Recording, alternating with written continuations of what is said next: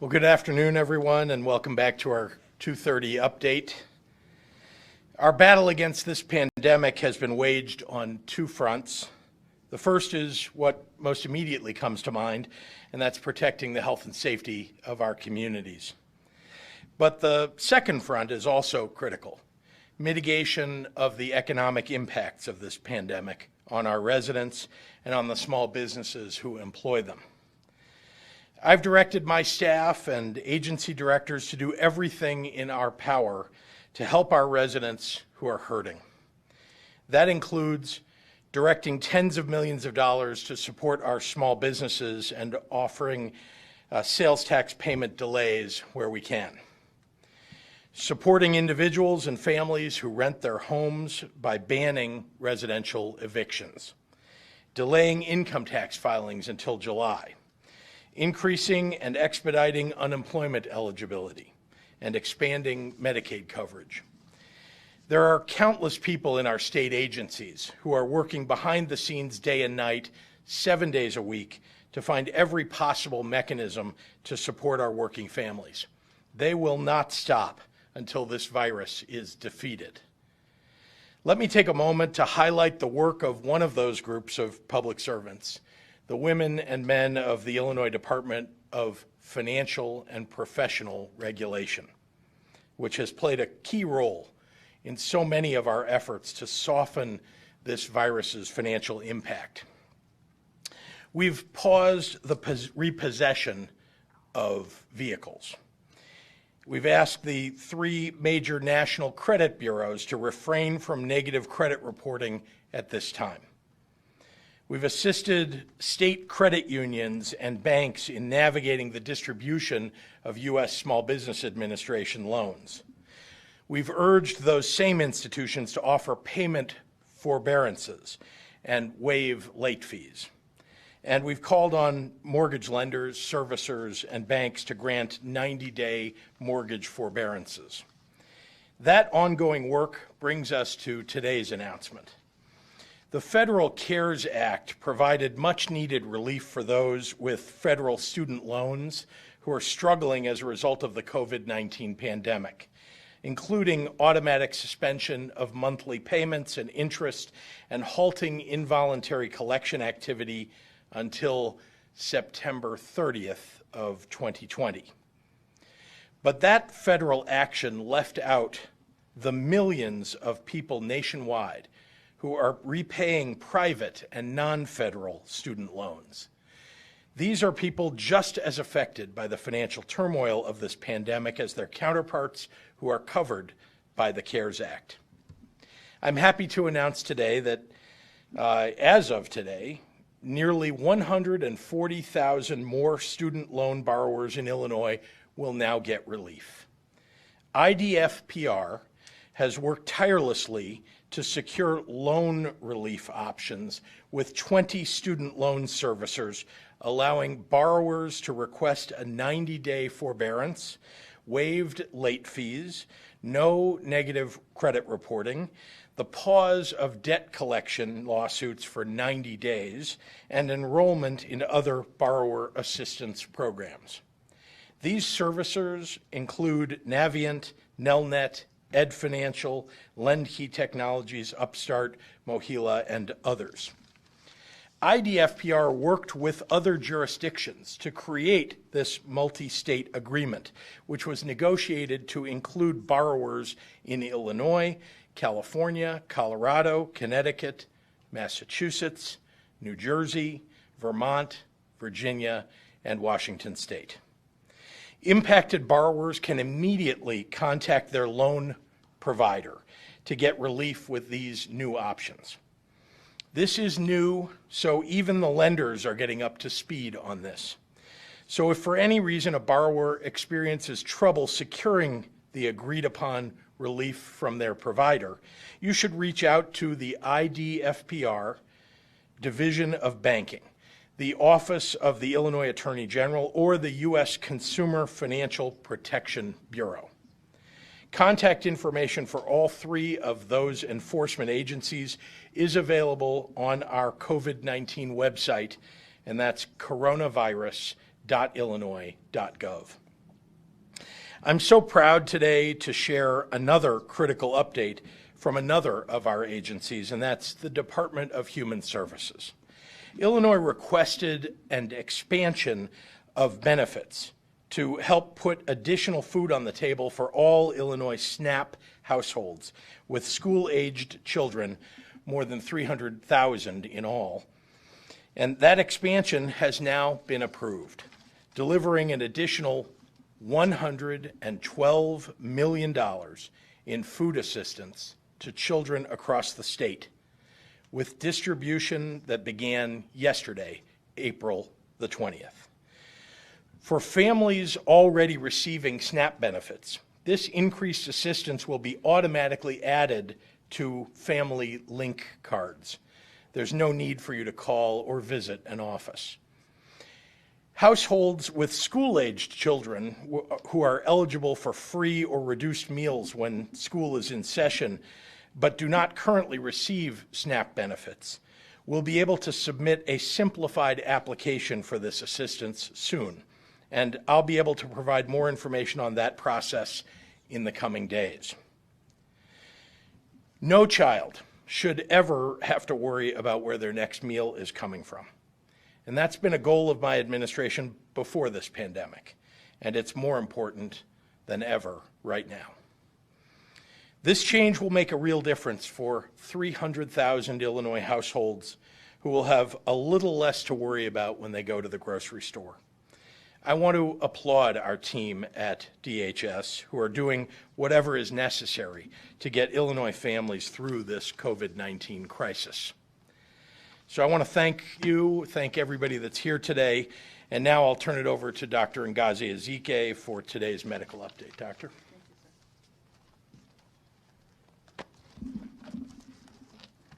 Good afternoon, and thank you for the media members for covering these press briefings every day. It is vitally important that we get this message and these information out to the public so they can make informed decisions. So thank you for your work. I also want to salute and give a nod to all the lab professionals throughout the state. It is National Lab Professionals Week. And so as we think about all the COVID testing as well as all the other testing that goes on in the labs, I salute and thank all the lab professionals for their hard work. Today I'm going to give a lot of numbers, a lot of data updates. I'll start with the number of new cases resulted over the last 24 hours. That is 1,551. That brings our statewide total to 33,059. Unfortunately, I have to announce 119 new fatalities, which brings our toll of fatalities to 1,468. Because of the severity of the illness that this virus can cause, we have been monitoring our healthcare capacity. We're following very closely the hospital admissions, the people who are in ICUs and that are on ventilators. As of last night, 4,776 individuals in Illinois were hospitalized with COVID-19. Of those, 1,226 patients were in the ICU, and 781 patients were on ventilators. 30% of hospital ICU beds across the state are open and available should anyone need intensive care. Of the ICU beds that are currently in use, 55% of all of them are being used by patients with COVID-19. It's also important to note that 60% of all the ventilators in the state are available for use. Just over half of the ventilators that are currently being used are being used by patients with COVID-19. As we continue to collect and analyze the data, we are seeing that people are recovering. As we continue to survey individuals with COVID-19, we have found that 54% of the cases reported to public health less than 2 weeks ago report no longer having symptoms and being recovered. For those who reported a positive test 4 weeks ago, 77% of those reported being recovered. This is encouraging news, and I hope it will strengthen our resolve to continue the very tough sacrifices that we continue to make. We must continue to stay at home. We must continue to wear our masks if outside. We must continue building on the progress that we have made and sustain it. Let's keep being all in Illinois. And with that, I will summarize comments for our Spanish-speaking population. Buenas tardes y gracias a los reporteros que cubren estas sesiones todos los días. Es importante compartir esta información al público para que puedan tomar decisiones informadas. Gracias para su trabajo. Hoy voy a compartir algunos importantes datos. Reporto 1,551 casos nuevos de COVID-19 y en total 33,059 casos totales.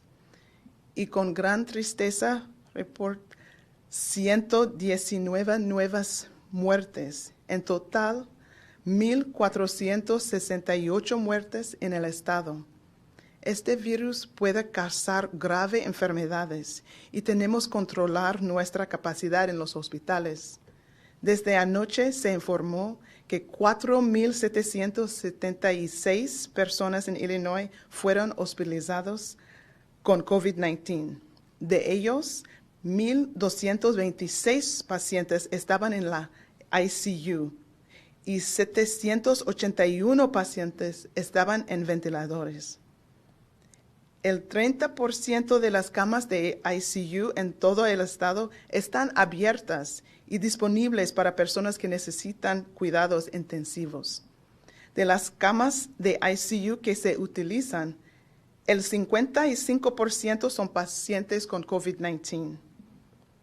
El 60% de los ventiladores en el estado estén disponibles para su uso.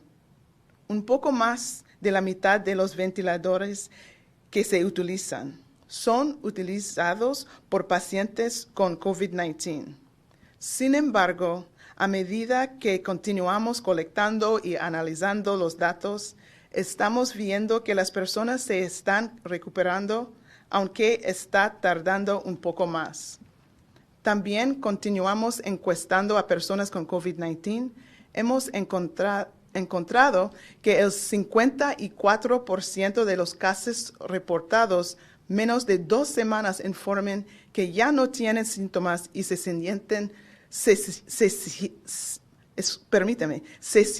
recuperados. De los que fueron reportados entre 2 y 4 semanas, el 61% reportó recuperados y el 77% de los que fueron reportados más de 4 semanas reportaron recuperados. Estos son buenas noticias y espero que ayuden nuestra determinación a continuar los sacrificios que estamos haciendo. Debemos continuar construyendo sobre el progreso que ya hemos hecho. Sigamos luchando juntos para Illinois. And with that, I will turn it over to Governor Pritzker. Good afternoon, Governor. Elizabeth Matthews, pool reporter, Fox Good 32. afternoon, Elizabeth. Guess I'll go first. So the models are showing, you say, that maybe our peak now, what was thought to be maybe mid-April, might now be mid-May. Can you tell us about that? And if that's the case, why hold off on extending our stay-at-home order? Yeah. So we'll be talking more about our models in the coming couple of days, but suffice to say that we're working hard to try to make changes to the stay-at-home order. But we are in the stay-at-home order now, so I think I've given enough information to people so they understand that the peak is still yet to come. We need to be careful, but I wanted to give our staff and myself enough time to have conversations with the epidemiologists and the experts and people in different industries to try to understand what we could do, not just in the very near term about changing the stay-at-home order in some ways, tweaking at the edges and trying to make it easier on people, but also what we will do going forward if, in fact, the peak comes in mid-May or whenever that may come. We need to have 14 days after that, as according to many of the experts, so where the numbers are going down. So we're looking at all of those things and working on it now. So just as a follow-up, so say if we don't hit that peak until mid-May, do we have to be in your belief, do we have to be in a stay-at-home order until we hit that peak? Well, again, we will be making some changes to the stay-at-home order as it is, but it is true that it is working. And so to pull it off, a stay-at-home order, it seems to me, to remove it, as I see some other governors may want to do, to remove it entirely is to simply open everything back up to infection. We heard Dr. Ezike saying in the last couple of days that the number of people that are getting infected by a single person who is infected has gone down significantly since we put the stay-at-home order in place. That will go right back up again if you remove all the restrictions. Gotcha. Can you give us an update on McCormick Place? Number of patients that are there currently, all COVID-19 from our understanding, either you or Dr. Ezike. Number of patients, how many have been treated total? Is the 3,000 beds, is that still in place for Friday? And if it's not, do we need those beds? Do we halt the assembly of that? I'll give the non-medical part of that answer, which is, we're looking at all of the plans that we put in place. Remember, the original projections for our state were that we were going to see, before the stay-at-home order and even right after the stay-at-home order, the projections, even the public models, which aren't that great, but even those public models, as well as the private ones that we were looking at, showed us off the charts, and needing a lot more hospital beds than exist in the state today, which is why we've been building up the hospital capacity within each hospital, in addition to having these alternate care facilities. So we were preparing and working very hard to make sure that we have all the beds that we need. I'm hopeful that we won't need everything that we've made plans for. And you've asked about the one facility, McCormick Place. I'm hopeful that we won't need to, build out every part of that. But we did want to be prepared, and we still do, because one of the challenges that we have is we don't really know. A model is simply a model, and you have to actually get to the peak and start down the other side of it before you know that you've hit a peak. So April 24th, was that the date for the 3,000 beds? Is that correct? Yes, I think that was April 24th is Friday, I think. Is that right? Yeah. So we're going to hit that? Well, again, we're looking at making a few adjustments to that, but we'll make announcements as that happens. We're looking at making some adjustments, but still we would have significant capacity at McCormick Place going forward, just in case, not knowing where the peak really will end up. And then another question about McCormick Place that maybe you could answer, the cost of keeping it up every day. Do we have that projection? I don't have that projection for you, but certainly we'll be providing all of that. And remember, some of that cost, much of that cost will be borne by the federal government, which in the CARES Act provided funding for states to pay for coronavirus expenditures, as well as for hospitals. Some of that will get covered. And then even our National Guard, which was very much involved in that, will have reimbursement for their expenses. Okay. Dr. Ezike, would you like to comment about how many patients are there now? How many have been treated there? And where are they coming from? What hospitals or what regions? Yeah, so I think it's a wonderful testament and testimony to the amazing leadership that we've had here under Governor Pritzker, that we have had ample resources, ample beds available for anybody who developed COVID-19. And in preparing for the worst situation, but aggressively working to make sure that that wasn't a reality, we have not exceeded bed capacity throughout the state. Our hardest hit area, as probably people know, has been the Chicagoland area, Chicagoland, Cook County, and the surrounding Collier counties. And so we've had a few patients, less than a dozen patients that have been transferred from Chicago area, more Cook County and surrounding county hospitals. Less than a dozen patients have been treated at McCormick. And again, a testimony to the fact that we made aggressive moves in the beginning that kept us from realizing the expected peak. Thank you, Dr. Yeah, Ezike. can I just remind you that the consequence of being underprepared would be the loss of life, and the consequence of being overprepared would be that we built out more than we may have needed, and nobody can know exactly where we'll end up in, until much after we've hit the peak and moved off of it. This is from my colleague Mike Flannery. The New York Times has a front page story today reporting it could take years before New York City completely recovers from the pandemic. Speaking of particular theater, restaurants, tourism-related industry. Are we going to see that in Chicago as well? Well, I don't know, and I don't think anybody really knows, but I certainly have said to you that I think if we can get a treatment and a vaccine, ultimately, that the damage that is suggested by an article like that wouldn't be visited as dangerously or as difficult on the economies of our states. So I can't really answer it. I mean, we can see what's happened to the economy already in this short period of time. I'm hoping that we'll be able to recover much more quickly than is being suggested by that. This is from Univision for the governor and Dr. Ezike. We have a number of concerts that were set to take place in the month of May. Is it safe to say that they're canceled? I think I just did read, actually, that a number of them were canceled in Chicago. So I think that probably answers the question.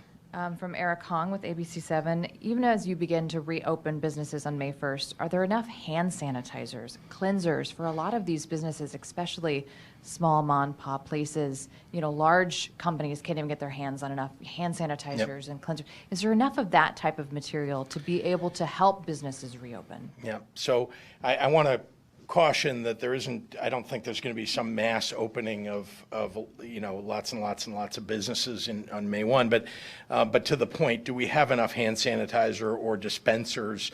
I don't think anybody has been fully prepared for this, and even each industry, as it looks at, and I've asked industries to do this, to look at, how would you reopen? How would it work? There's no doubt that hand sanitizer and the use of PPE is going to be an important part of that. Will businesses provide PPE? That's a question. Will hand sanitizer be available to everybody that walks in the door? Should it be required? I agree that right now, I don't think anybody would say that there's enough of that going on. We're also going to have to develop some norms, that people just understand that, as you're walking into a place, getting hand sanitizer and making sure that you've used it, or making sure your mask is on as you enter someplace. I think those are all things that people are going to have to get used to, and businesses are going to have to adjust to make sure that their customers are protected. Last question from me. A lot of people have been asking about this, and other states are starting to open. Obviously, other states are in different, phases when it comes to this.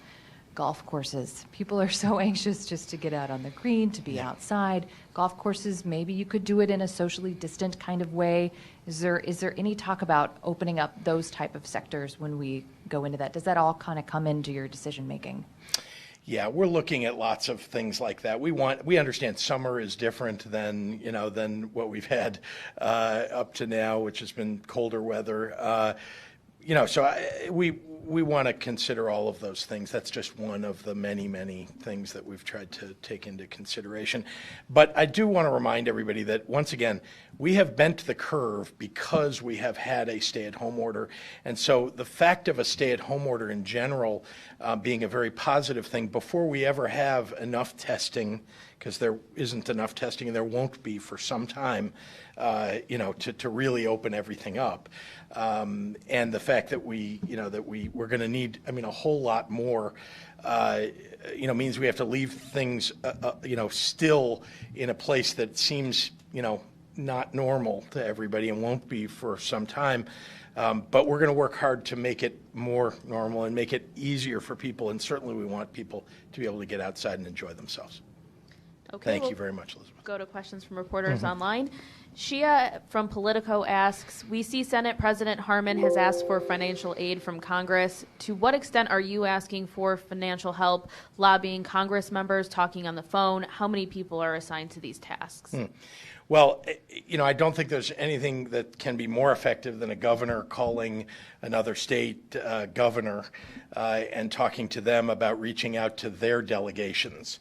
A governor does have the ear of members of their delegation, and so I've made many, many calls like that on behalf of our common interests in all the 50 states to get the federal government to help us with support for our states and for the industries in our states and so on. I do that quite often, and a number of members of my staff have also been on the phone with staff members of those various representatives and senators across the nation. Bruce Rushton from Springfield Times. How much has the state spent on former Vibra Hospital in Springfield, and can you break down the costs paid between the building owner and the operational and remodeling costs? I can't do that for you right here at the podium. I don't have it in front of me. But at this moment, there's been no work done on Vibra, so at least that part of any expenditure has not been undertaken. Pete McMurray at WGN Radio. For Dr. Ngozi Ezike, how worried are you for a second wave of COVID-19 this fall? I think we should be concerned. Obviously, we're following information and data that's coming from all around the world. We know that the fall is already traditionally an established time for flu outbreaks and flu. So the flu is our epidemic that we see on a scheduled basis. So if there was supposed to be any resurgence, we could see why that would be at that time. And so if you had COVID as well as flu, it's very concerning that that could be a significant second wave or a second surge. And so that's why without a treatment, without a vaccine for COVID, those two overlaid could be very, very problematic. John Kraft asks, have either you or the IDEH director issued a directive that anyone who tests positive in another state with a residence in Illinois be counted as an Illinois case? So there are rules on how to count cases, and we've had many situations that were a little complicated where an individual was maybe on vacation here and was found to be positive, and so later we had to adjust the count and shift that to another state, and likewise people who were outside of Illinois but who had their primary residence, that was state. So those changes are made as we identify what the primary residence is. Those are relatively few and far between as far as I have seen. Ben Cox at WLDS in Jacksonville is asking about IDOC redeploying guards and staff from a West Central Illinois prison to Stateville. IDOC couldn't confirm the numbers and from where, but how long has this been going on in terms of having people work at different facilities? It's only done when there are not enough workers at a particular facility. So I can't tell you exactly how long, but it's in the weeks, let's say. Time period, but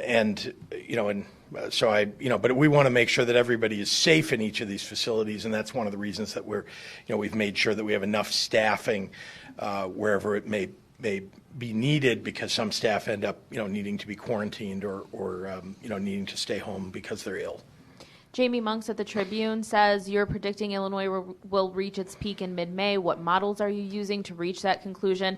And can you expand on what reopening plans vary by region may look like for Illinois and specific differences you're considering? We'll be talking more about our curve that we've been using and continue to use, and in the very near future. And I will obviously from that we'll be talking about what changes will be made and how we might think about what the future opening of different kinds of industries and businesses will be. Kelly from Block Club, if masks are required in cities like Chicago, how will your administration ensure everyone, particularly low-income people, have access to face coverings and can go into public? Yeah. So, it was pointed out to me yesterday by one of the elected officials I was talking to that I really should stop using the word mask and I should start using the word face covering, because the truth is that you don't need to have an official mask. That's not what everybody is suggesting, what doctors are saying. You do need to cover your nose and mouth with can be a T-shirt. I saw a video of, how you can prepare a T-shirt for yourself as a mask. And there are lots of different things, fabric masks that you can create for yourself. There are, again, YouTube videos to show you how to even make one. I can't sew, but but I could follow the instructions for this. So we need face coverings, and for people who cannot afford them, I agree with you that I would like very much to make face coverings more available. I think that would probably be more in the disposable types. And so we're looking at that and how we would do that, again, industry by industry. And then for people who just want to, go outside, I'd like to make it more available. So we'll be thinking and talking about that. Mike Miletich at Quincy has a long one, so it's broken up, so bear with me here. We were told by the Fulton County Board Chair that 5 correctional officers from the Illinois River Correctional Center in Canton were promised a 14-day paid quarantine plus a COVID-19 test after volunteering to work at Stateville Correctional Center. Can the governor confirm this and tell us what conversations he's had with DOC about this matter? That is a subject of labor negotiation, so that's an ongoing conversation. Okay. Jim Haggerty at Rock River Times. Governor, what would you say to people who feel the shutdown is a punishment driven largely by the COVID situation in Chicago, one that has no chance affecting them when they are many, many miles from the city? Punishment. That is an odd word to use. We are in a global pandemic. When this broke out, nobody knew how fast this would travel. Nobody knew who was most susceptible to it. Nobody knew how to counter its effects. And much of that information, although we've discovered some, is still unknown to experts. And so all due caution to protect all of the people of the state of Illinois, we've put orders in place that would keep people from, we would keep people healthy and safe and hopefully prevent people from getting COVID-19 who otherwise might. So, in terms of the different effects in different parts of the state, it's correct to say that in more rural areas there have been fewer cases. The interesting thing to look at, and there are places you can go online to look at this too, what number of days the doubling time is for different counties. You can find that online. And you find different areas of the state, even though they have smaller populations, have a higher doubling time than some very urban areas of the state. So there's no punishment involved here. The goal here is to do the right thing for everybody. And it's true that in some areas of the state there's been a lower infection rate and a lower doubling time. And so that needs to be taken into consideration as we make changes. Ryan at Illinois Health News. How do you respond to concerns from nursing home groups that their facilities were not prioritized soon enough by the administration, including testing and PPE? They argue that this has led to even worse shortages of PPE and more positive cases in facilities, as many cases went undiagnosed for limited access to testing. Who is it that made not the questioner, but that made the statement about PPE not being available? I think it's an association. Okay. So I would just say that we have been from very early on, and I spoke about this yesterday. I hope you'll go back and look at it because I'm not sure I can repeat it all for you right now. But from very early on, we started talking about and dealing with the problem in nursing homes in early March. This is before we ever had a disaster proclamation in the state. And long before we ever had a stay-at-home order, we shut down visitation at nursing homes and began to do wellness checks of the personnel there. And then as more was known about how outbreaks in nursing homes occur, we made sure that everybody understood not just that there's PPE available, and by the way, your local county Department of Public Health is provided with all of the PPE that they ask for from the state. That's why we've been out acquiring PPE. They provide it to the local nursing home, and then we've been training nursing home personnel about how to put on that PPE, wear that PPE properly, and making sure that all precautions are taken to separate out people who are COVID positive from those who are not, and doing testing, and we're doing even more testing now. So there's quite a lot being done. I don't think it would be fair to say that we have not provided PPE to nursing homes or to the counties to provide to their nursing homes. But we certainly want to know when there are nursing homes where you believe there is not PPE being made available every day to the people in those nursing homes where there are COVID positive patients, you should let our IDPH know. Dr. Ezike and her staff are all over this, and they want to make sure that every one of our seniors is protected. This is Tiffany Walden at tribe.com. Have antibody tests been made available to medical practitioners? What are healthcare workers advised to do if they test positive for COVID-19 or if the COVID-19 antibodies? Is it safe for them to continue practicing medicine? So a couple things I want to make sure you understand. The antibody tests are as yet a bit unproven. Or at least some are, and some are more effective, some are less. It is not widely used by states or really anywhere. There are a body of researchers who are using antibody tests right now to determine whether people who have the antibodies in fact are immune. So that is not even a proven fact yet. So that's why we're not providing antibody tests widely. We don't provide that right now. What we want to know is, where are there outbreaks? Where are people getting COVID-19? And then we want to make sure and contact trace all the people that are associated with all those who are tested positive so that we can keep this from spreading and get that R0, that number of people that get infected by a single infected person, down.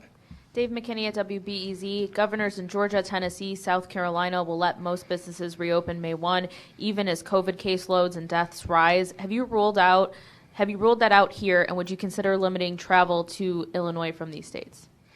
I have ruled out what they're doing in Georgia, and I'm not sure about all the other states, but if they're all doing the same thing, which is essentially opening everything up, yes, I have ruled that out for the time being, because, as I have said time and time again, in order for us to truly open things up, we need tracing, we need testing, we need a treatment available, and we need a widespread availability of PPE. And we don't have those things available to us today. And the treatment, of course, is something that's not in our control. We are working on all the other three of those things to make sure that we are ready. But remember, Illinois is not even close to its peak. I mean, we're weeks away now. And you won't really know you've hit your peak until you're on the other side of it and are going down. This is from Shruti at Bloomberg. Can you comment on how Illinois is going to close its projected budget deficits? What tools are you considering, such as bonds for pension payments? Do you expect service cuts or layoffs to state employees?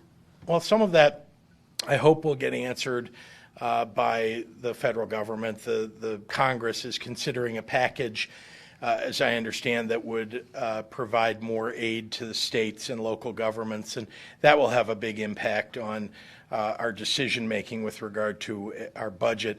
But, of course, everything is on the table for consideration in the sense that, I'm discussing with members of the House and the Senate how they want to proceed and what ideas we have and they have. This is an all-hands-on-deck challenge, the state of our budget for the state of Illinois. And so we're looking at everything. This is Greg Bishop at the Center Square. How long do you feel comfortable governing by executive order without checks on your authority from the legislature or any potential legal action in the judicial branch? I don't feel comfortable at all. I would like to continue doing this. We're in a worldwide pandemic. We're in an emergency situation. We're under a disaster proclamation because people are dying and people are getting sick. And so as soon as we can get on the other side of, this challenge, listen, I want regular order. There's so many things that you've heard me talk about, the things that I want to accomplish for the people of the state of Illinois, and those can't be accomplished in the context of a pandemic. Dave Dahl's our last question. He said, why release convicted killers? Well, I think some of you may know and understand that, because I've said it many times from this podium, that I want to keep the risk to people across the state of Illinois as low as possible, the risk of catching COVID-19 and the risk that might occur from somebody who has done something wrong in their past. And so every time I consider a situation of somebody who's asking for a pardon or a commutation of their sentence, I'm taking into account how to make sure that we're keeping the risk extraordinarily low. For example, I have granted commutations to people who have been diagnosed with stage 4 cancer and are likely to die in 3 months hence, and they're confined to a bed. They can't move around very much, and in the last 3 months of their life, it seemed to me that it would not be inappropriate for me to let them be with their family. Again, they're suffering, and it's also an alleviation of burden upon our prison system. So, I think this is it's the right and the constitutional privilege granted to a governor to consider pardons and commutations. And in the context of a pandemic, in the context of what we're going through now with COVID-19, trying to make sure that we keep our prison officials, our officers who are working in prisons, and the people who are in prison who some of them are nonviolent criminals who are going to be let out in the next year anyway, to make sure that we're making space in those prisons and keeping everybody as safe as possible. Those are all some considerations that I give to pardons and commutations in this moment. Thank you, everyone. Thank you.